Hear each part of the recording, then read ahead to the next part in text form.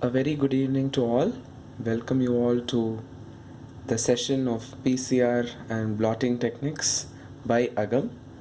I am Mr. Amitesh Krishna Srinivasan, a pre-final year medical student from Omandura Medical College. So let us go into the topic PCR, polymerase chain reaction. So this is a technology which is used at a molecular level to amplify a few copies of DNA. The present copies of DNA, a few present copies of DNA is amplified, and then it is applied in various fields, either for diagnostic or it can either be for drug resistance pattern, even in medical legal cases like paternity testing. So this was developed by Carey Mullis. The steps of PCR is something which is not new. We have been learning it since school. So we take the DNA copy. So the first step is DNA extraction. So how do you take the DNA? So you use enzymes, various enzymes, amylases, proteolases, hydrolytic enzymes to break open the plasma membrane, as well as to clear out the other cellular organelles, and then take out the DNA. That is DNA extraction. And then the second step is amplification. In the process of amplification, you have various sub-steps. So the first thing is you denaturate the DNA. So what is meant by denaturation? You just separate the strands. So denaturation is done as 95 degree Celsius. Then you go for, after denaturation, you go for primer annealing. So what is a primer? Primer is nothing but this primer is something which is given by the manufacturer. A particular sequence of the DNA, the genetic sequence is read, and the complementary part of that genetic sequence is called as primer. That DNA sequence is what is actually we are going to amplify, not the whole strand. We will start from amplifying that particular DNA sequence. So that is the role of primer. So primer has to be annealed. The complementary thing has to get ligated with the already present strand. So that is annealing, which is done at 55 degrees Celsius, and then the extension of the primer is done at 72 degrees Celsius.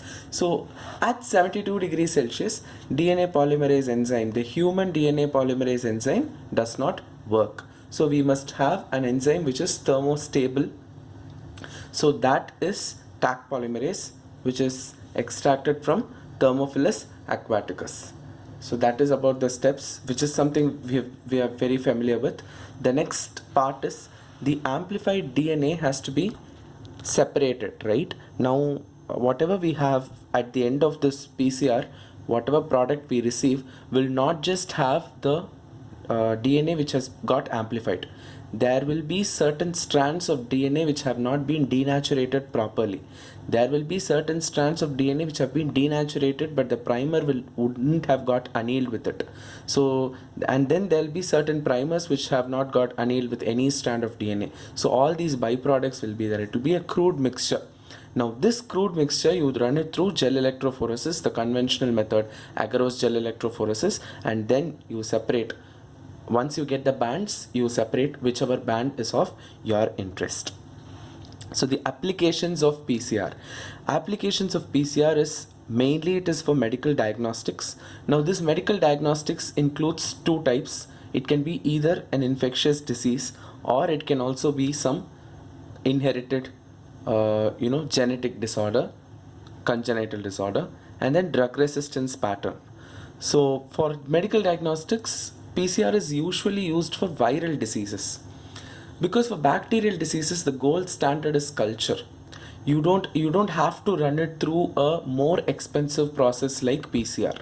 When you have less expensive procedures like culture method or direct microscopy, so you need not actually do PCR for generally for bacterial diseases.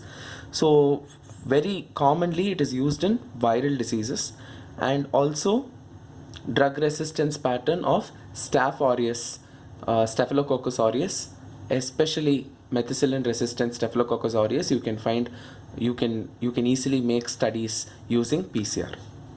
So what are all the advantages of conventional PCR? One is its sensitivity. It is highly sensitive. Even a few copies of DNA is enough for it to amplify and give us a very good result. and specificity also. The primer is highly specific. There'll be a lot of, see, when you extract the DNA, contamination, the chances of contamination are always there.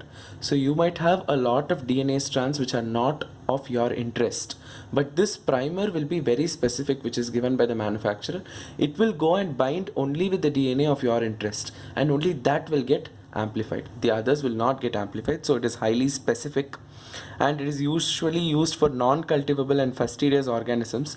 So there are certain bacteria which cannot be cultivated in vitro, and certain bacteria, the cultivation of those bacteria is the environment which you have to produce for its growth is very stringent. Those are called fastidious organisms. The requirement is very, very, very stringent. So for that becomes very expensive. If you have to give them such an environment, that becomes very expensive than the PCR itself. So during those circumstances, you can choose PCR over culture, especially for fastidious organisms. Then for drug resistance as well as genetic diseases. Then disadvantages of PCR. So the first disadvantages of PCR is it is not quantitative. It is only qualitative. It cannot give you the amount of genetic material which you are processing. It can only say whether the genetic material is present or not. So then it is viability. So viability is once you add the primer, the primer will go and bind to the specific DNA. That is fine. But we will not know if the organism is clinically significant or not.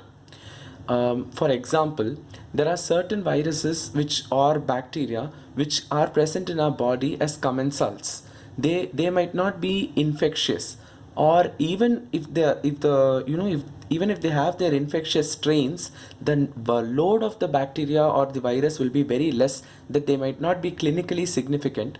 But since they are this method is highly sensitive, they will go and amplify that genetic material, and clinically insignificant DNA will also get amplified. So it is very difficult to distinguish between clinically significant and insignificant material. That is the disadvantage, viability of the pathogen. And then false positive and false negative results because of false positive results because of contamination of the genetic material. False negative results also. For false positive results might arise again because of this insignificant criteria, where the DNA material is actually very less. The viral load will be very less in our body, but it will amplify and it will show that the virus is present. We will give a positive result to the clinician, but actually clinically the patient will not have any symptoms. So false positive and false negative results are possible. And then restriction to the genetic material. Conventional PCR is always restricted to DNA. So RNA organisms, RNA containing viruses cannot be processed using PCR, for which we will use RNA, that is RT-PCR, so reverse transcriptase PCR for RNA viruses. So that is to overcome all these disadvantages, we have different types of PCR. So first one is RT-PCR. You have to note the capital R, capital T PCR stands for reverse transcriptase PCR. It is highly useful in RNA viruses. The process is similar to PCR except for the first step. After extracting the genetic material, you don't amplify it directly. You add reverse transcriptase enzyme. By central dogma, the RNA will get converted to DNA, and then you have to start the steps of conventional PCR. Then you have nested PCR. As the name suggests, it is a nest. Okay, what do you see in a bird's nest? You see different eggs, right? You see more than one number of eggs in a bird's nest. But do they belong to different birds? No, they belong to the same bird, but there are more than one number of eggs. Same way, nested PCR aims at amplifying more than a single genetic sequence, but from the same organism. Okay, this can avoid false negative results. You can confirm it because you are confirming the same organism with two genetic sequences, usually two. It is very common and commonly used in detection of Mycobacterium tuberculosis. With this nested PCR, you can also find out if there are any different strains of the same organism. Then you go for multiplex PCR. Multiplex PCR is more than one type of genetic sequence of different organisms. So this gives a syndromic approach. Usually the panel is given by the manufacturer. You will have different panels. For example, here I have mentioned meningitis. So genetic material of all the common pathogens which cause meningitis can be added to the panel. So they will the primers of pathogens which commonly cause meningitis will be added, and then you can process the sample. For meningitis, usually we take cerebrospinal fluid. You can process it and you can add in PCR. By this, you will be able to find if what is the actual cause of the meningitis in that particular patient. So what is this useful for? Multiplex PCR. Since meningitis is caused by more than one organism, each organism is differently susceptible to different antibiotics.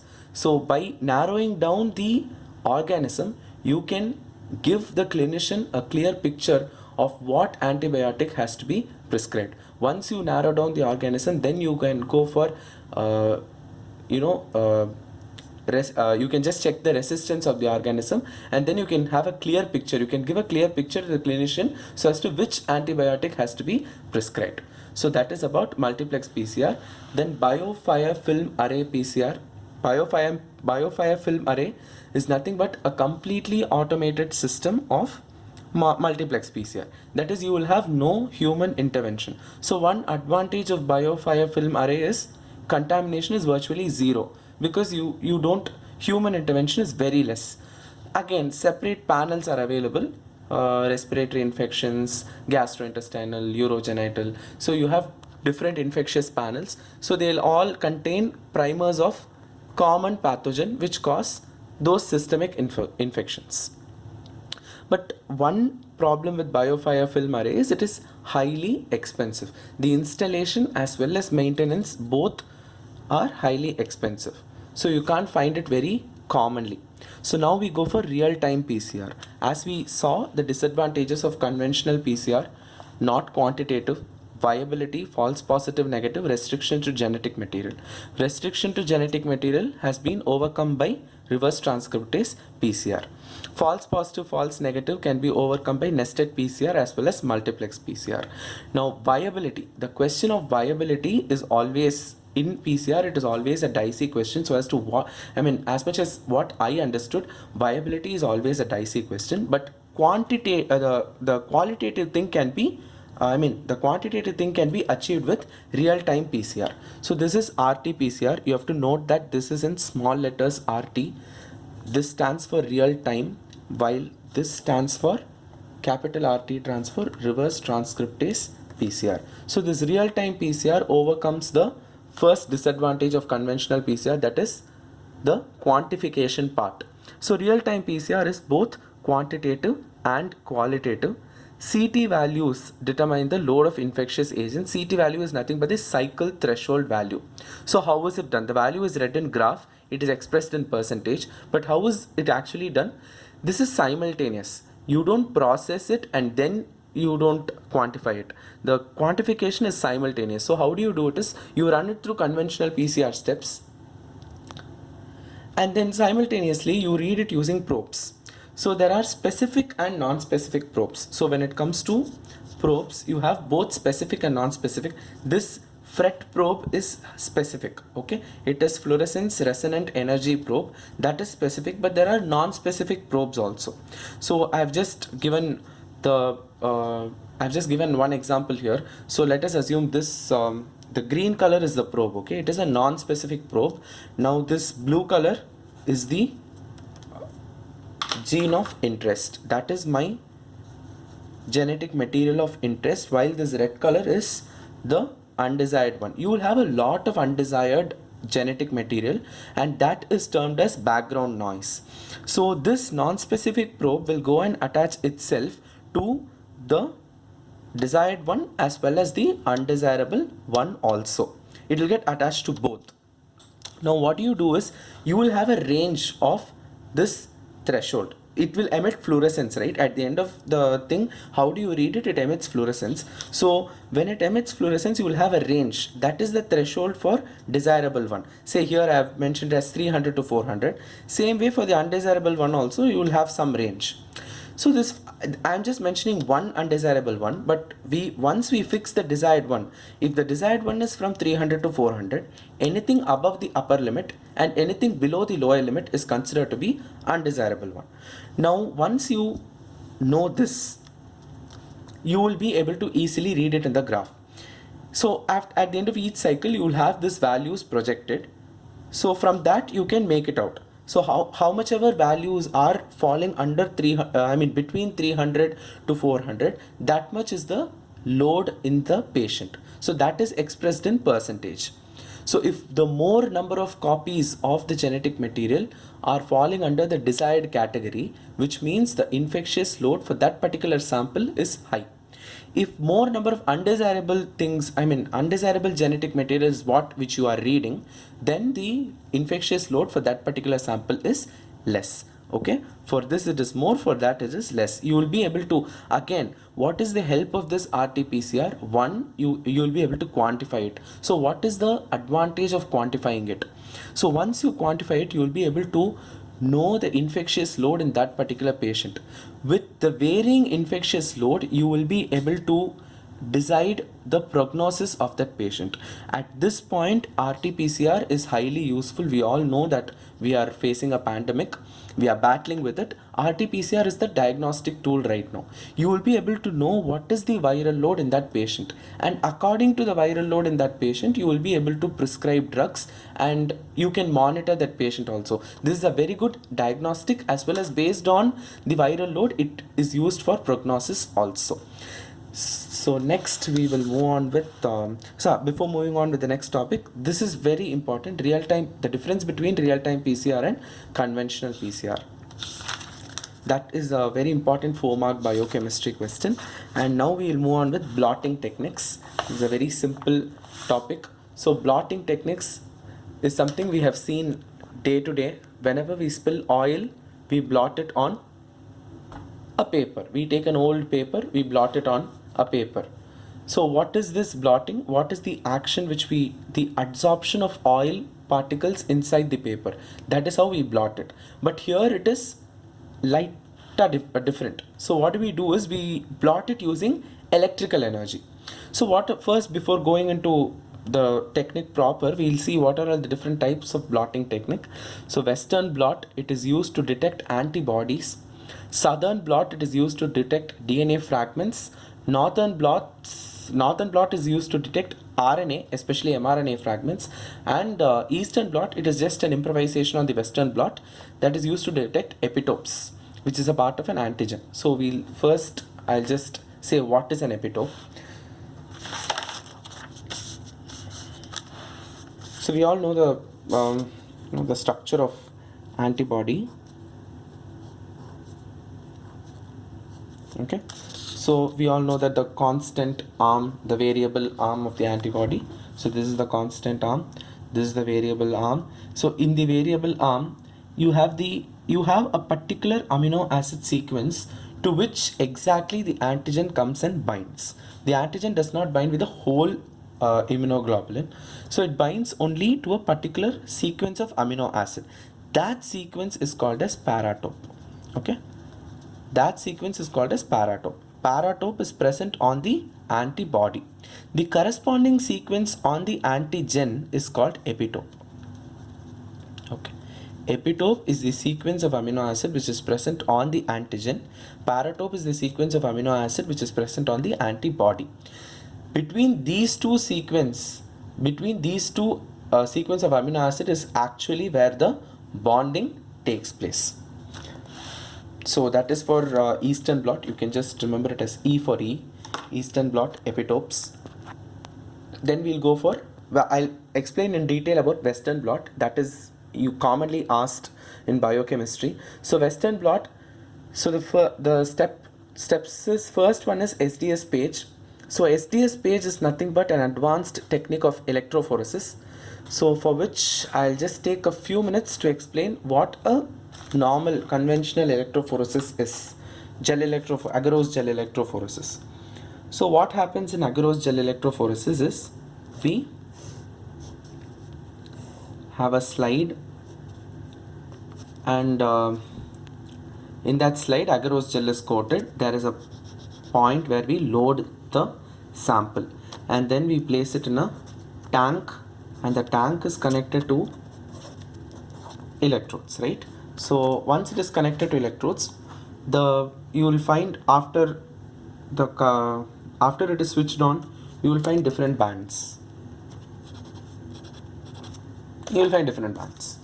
So now,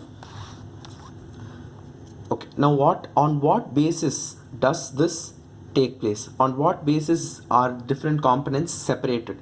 So the first one is charge, and then you have molecular weight and shape of the molecule. You have three variables here: charge, molecular weight, and shape of the molecule. When there are three variables, it is difficult to narrow down the effect of each variable. So we have to cut down these variables. That is the reason behind SDS-PAGE was actually formulated. So in this, for example, you say this is albumin and this is globulin. So what is the actual thing? Why is albumin travel farther? Because albumin might be, I'm sorry here, this must be negative. Wherever you load it, that is connected to the negative terminal, negative electrode. Okay, so I'm just making a correction. So yeah, so albumin is more negative. Okay, so it has traveled more distance. Globulin is less negative. So I'm just giving a number. So albumin has 3 negative charges and globulin has 1 negative charge. So here albumin becomes 3 times more negative than globulin, right? Albumin becomes 3 times more negative than globulin. Now what does SDS actually do? SDS is nothing but sodium dodecyl sulfate. Now the sodium dodecyl sulfate is a highly reducing agent. It will add a lot of negative charge to the components. So if I am doing the same process, and I'm first treating it with SDS, and then if I'm doing it, it is called SDS-PAGE. PAGE is nothing but polyacrylamide gel electrophoresis. Instead of agarose gel, I am using polyacrylamide gel. Now what happens when I treat it with SDS? SDS is a reducing agent. Reducing agent means it adds a lot of negative charge. It takes out hydrogen, it adds a lot of negative charge. So it adds excessive amount of negative charge. It adds about 1000 negative charges to globulin and 1000 negative charges to albumin. Okay, these figures are just for understanding sake. These are not actual figures. So now if you take the ratio, it is 1003 is to 1001. This is almost equal to 1:1, right? Previously it was 3:1. Now I have made it almost equal to 1:1. The difference is insignificant. Hence I have eliminated the factor charge. Now what else do I have to eliminate?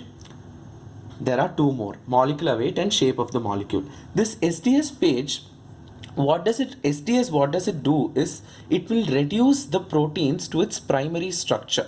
So each protein might be in different structure. It can be either in tertiary or secondary or in quaternary structure. Now once I add the sodium dodecyl sulfate, it reduces the proteins to its primary structure. Hence shape and structure of the molecule, that factor is also eliminated. So the only factor which is left is molecular weight. You have to remember that SDS-PAGE, sodium dodecyl sulfate polyacrylamide gel electrophoresis, works only based on molecular weight. That is very important. So now I hope you have understood the working of a normal agarose gel electrophoresis and the difference between agarose gel electrophoresis and SDS-PAGE. Now we'll go on to what Western blot actually is. Western blot is the diagnostic test, confirmatory diagnostic test for HIV. So I'll explain Western blot using HIV as an example. So the first step is SDS-PAGE. SDS-PAGE, unlike the agarose gel where you keep it horizontally, SDS is usually kept vertically. Okay.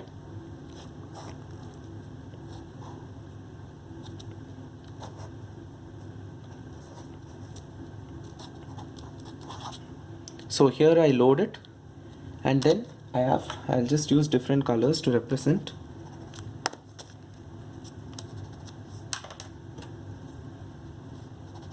Okay, I hope you're able to differentiate between the colors. I've used violet, blue and green. So what is the first step? I use the antigens. Okay, for this is the steps for Western blot. So Western blot, what do we detect? Antibody. The antigen is something which is acquired from the manufacturer again. So I am using it for a HIV patient. I'm getting the sample from an HIV patient. So I assume that the patient is not only suffering from HIV, there might be other opportunistic infections also. So what the most common opportunistic infection for HIV patient is Mycobacterium tuberculosis. That is one. Mycobacterium tuberculosis is both the most common infection of an HIV patient as well as the most common bacterial opportunistic infection in a HIV patient. The most common the most common fungal opportunistic infection in HIV patient is candidiasis. So here you just assume there are three antigens, one for HIV, one for TB and one for candidiasis. It's just an assumption. Now I have got the antigens from the manufacturer. I treat it with SDS, I run it in PAGE, and then I have acquired three different bands. After this, what do? I add patient's sample. The patient sample is processed and it is added. If there are antibodies against these antigens, they will go and bind, right? So this I'll show it to you separately. This is the antigen which is treated with SDS and run through PAGE. Now, assuming the patient has the antibody, it has gone and attached itself to the antigen. Now what do? Next we add addition of enzyme linked anti-human immunoglobulin. This anti-human immunoglobulin is it's kind of a, it goes and attaches to any human immunoglobulin. It does not distinguish between different types of antibodies. So it goes and attaches to, so I'll just say this is the anti-human immunoglobulin. It's kind of similar to ELISA, right? So now then this anti-human immunoglobulin has an enzyme tag along with it. Then I add a substrate. Okay, I add a substrate. In the presence of this enzyme, the substrate will be converted to a chromogen. This chromogen is which emits color. Okay, before we do all these things, where do we actually add the sample? We do not add it to the electrophoresis page. Once the electrophoresis is done, once we separate the bands, we will have one more sheet. We blot these bands into one more sheet. That is why it is called blotting. We usually use an organic membrane, nitrocellulose membrane. We use another plane to pass the current. As I said, these blotting techniques utilize electrical energy for blotting, right? So we make the currents perpendicular. So initially if it was in y-axis, now we pass the current on x-axis, and through this electrical energy these bands get blotted on NCM sheet. On the NCM sheet we add the patient sample. If the antibody is present, it goes and binds to the antigen. Then we add anti-human enzyme linked anti-human immunoglobulin, which has an enzyme linked with it, and then we had the substrate. That is the last step, which gets converted to a chromogen, and that gives color. So this nitrocellulose paper is then viewed under UV radiation, and it emits fluorescent colors. So if color is present, what does it indicate? It indicates that the substrate has been converted to the chromogen using an enzyme. So this enzyme, if there is color, it indicates that there is a anti-human immunoglobulin which has got tagged along with the antibody. So that proves, if there is color, it proves that there is an antibody against that particular antigen. Antigen is something which we already know because we have added it. We know what antigen we have added to the page. So now if the color is emitted, then we know that the patient is positive. So if there is a color seen, generally a bright orange color is seen. If there is a color seen, then it is positive.